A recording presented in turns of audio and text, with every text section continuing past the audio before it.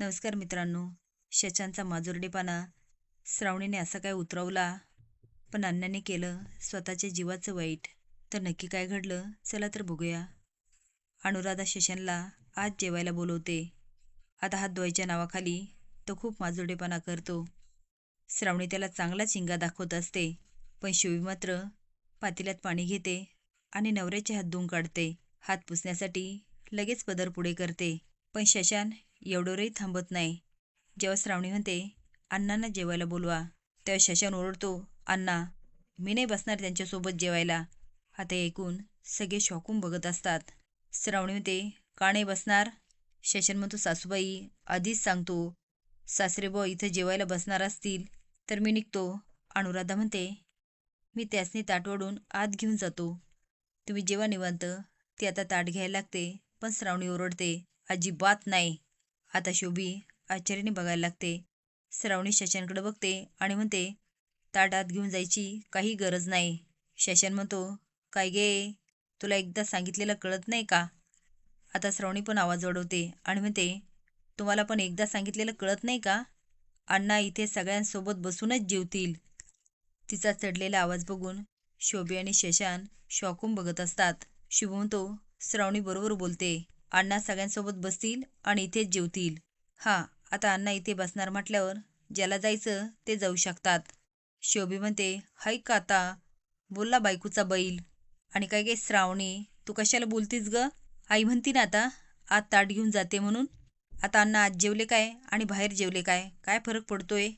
श्रावणी म्हणते, अण्णा इथेच बसतील. आणि का नाही बसणार? शशांक म्हणतो, कारण त्यांनी कामच तसं केलंय. बायकांची छेड काढणाऱ्या माणसासोबत मी जीव शकत नाही. अरे, आपल्याला काही रिस्पेक्ट आहे की नाही? सासूबाई, आज सासरीबुवा लय वाईट वागले बरं का. अहो, ह्या वयामध्ये शोभतंय का त्यांना? लोकांना कळालं हा माझा सासरा आहे तर तोंडात शेण घालतील. मला सांगा, काय इज्जत राहणार? त्यांना इज्जत नसल, पण आपल्याला बाहेर लय इज्जत आहे. त्यामुळे म्हणतो, सासरे बुवांबरोबर मी नाही जेवणार. श्रावणी म्हणते, मग तुम्ही जाऊ शकता, कारण आम्हाला माहिती आहे अण्णांनी असं काही केलेलं नाहीये.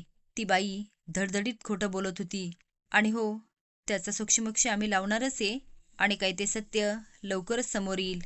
हा सगळा गोंधळ चालू असताना अण्णा मात्र आतमध्ये खूप तळतळ करत असतात आणि हे सगळं आपल्यामुळेच घडतं याची अपराध भावना त्यांच्या मनामध्ये येते. आणि शेवटी ते ठरवतात, आता मी घरच्यांना माझा त्रास नाही होऊ देणार. रुद्र आता अलकनंदाला फोन करतो आणि तो, मॅडम झालं काम? अलकनंदा म्हणते, बरं झालं, म्हणजे ती बाई गेली तर शहर सोडून. तो, हो मॅडम, आत्ताच. पण मला नाही वाटत ती श्रावणी शांत बसेल ते. अलकनंदा म्हणते, मला वाटलंच होतं, ही श्रावणी शांत बसणाऱ्यातली नाहीये. ती सत्य शोधण्याचा नक्कीच प्रयत्न करणार. आणि रुद्र, ती अजूनही शांत बसणार नाही. घरामध्ये अण्णा वाईट पाऊल उचलतात. शुभ म्हणतो, श्रावणी तू ताट कर, मी अण्णाला बोलवतो. शशांक म्हणतो, मी चाललो मग. तो, तू जा, तुम्हाला कुणी अडवलं? आता मात्र भामट्यासारखा तो तिथे शांत उभा असतो. तर मागच्या भागात असं घडलेलं असतं की शुभ आणि श्रावणी त्या बाईला चांगलाच दम देतात आणि पोलिसांना बोलवतात. पण पोलीस म्हणून रुद्र हजर होतो. श्रावणी त्याला बघून म्हणते, हा पोलीस? काय शुभ तू पण? हा तर त्यांचाच साथीदार आहे. रुद्र त्या दोघांना घेऊन आत जातो, पण अलकनंदा मात्र एका माणसाला फोन करते. आता ते बाईशी बोलणार तेवढे तो माणूस येतो आणि गोंधळ घालायला सुरुवात करतो. तेवढे ती बाई वेळ साधते आणि बाहेर निघून जाते. रुद्र आता शुभ आणि श्रावणीला धाऱ्यावर धरतो आणि म्हणतो, तुम्हाला माझ्यासोबत पोलीस स्टेशनला यावं लागेल. पण श्रावणी मात्र त्याला चांगला चिंगा दाखवते. रुद्र बाहेर जातो तर ती बाई भेटते. ती म्हणते, बरं झालं साहेब, तुम्ही आज वाचवलं. रुद्र म्हणतो, हो, पण तुम्हाला काय करायचं माहिती आहे ना? ती म्हणते, हो साहेब, आजच मी घर सोडते आणि इथून निघून जाते. शुभ आणि श्रावणी घरी येतात आणि शुभी गोंधळ घालायला सुरुवात करते. पण यावेळेस मात्र अनुराधा श्रावणीची साथ देते आणि शुभीला म्हणते, शोभे, अजिबात बोलू नकोस. ह्यांनी काय सांगितलं, तिला अजिबात बोलायचं नाही तर नाही. हे ऐकून शुभीच्या पायाखालची जमीनच सरकते. पण सानिकाला मात्र खूप हसायला येतं. अनुराधा शुभीला घेते आणि निघून जाते. नंतर मात्र जेवायच्या वेळेस शशांक गोंधळ घालत असतो. श्रावणी आणि शुभू त्याला त्याची अवकात दाखवतात. तुम्हाला काय वाटतं, ह्या शशांकला धक्के मारून हाकलून द्यायला हवं का?